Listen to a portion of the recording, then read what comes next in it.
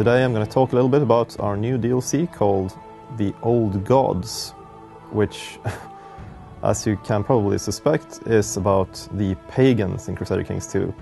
In the Old Gods DLC, we're going to make all the pagan nations and characters playable. So we're going to give them a lot of love and a lot of attention. First off, we're pulling back the earliest start date to 867. Now, that's quite a huge difference to the 1066 start that you're all used to. It's interesting for a variety of reasons. First off, you have the great heathen army rampaging through England. And that's an interesting parallel to the 1066 start, where you have the Norman invasion and Stamford Bridge and so on. So we're adding another 200 years, and that's of course a huge game changer to everyone. All of the pagan religions are slightly different.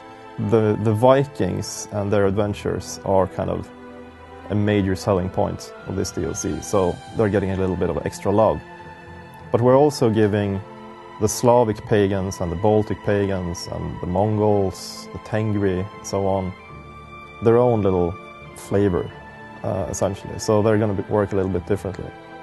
All of these religions will have special content.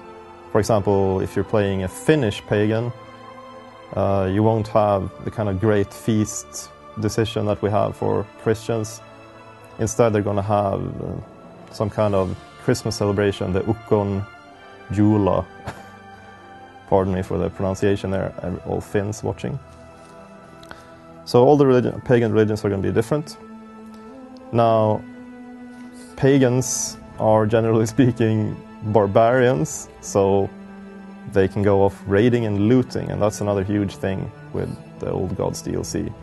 Most pagans can only loot neighboring provinces, so they raise an army, they go off to a neighboring province and trash it, basically, taking everything in there. The Vikings, or Norse pagans, have a special ability in that they can raid overseas. So they can just embark on their ships and go off to England and loot, and then bring the loot back home.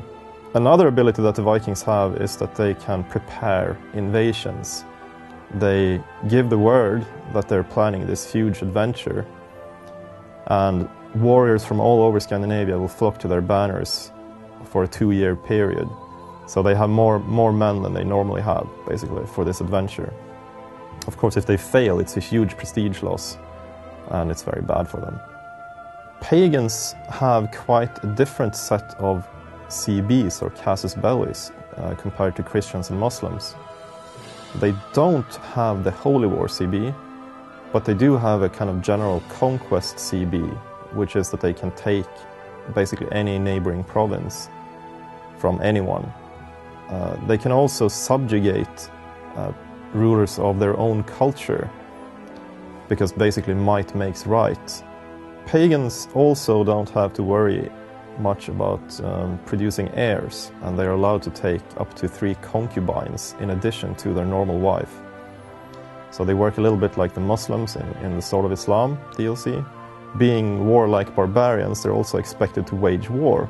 So they kind of need to go off looting and to declare wars, or their vassals will start getting slightly upset. They also start losing prestige if they've been at peace for too long.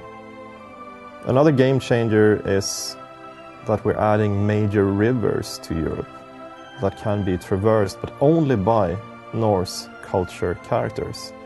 So the Vikings can go off and they can form the Russian state, Rus, and they can go looting and raiding in the Caspian Sea, which is otherwise inaccessible to, well, distant characters and rulers.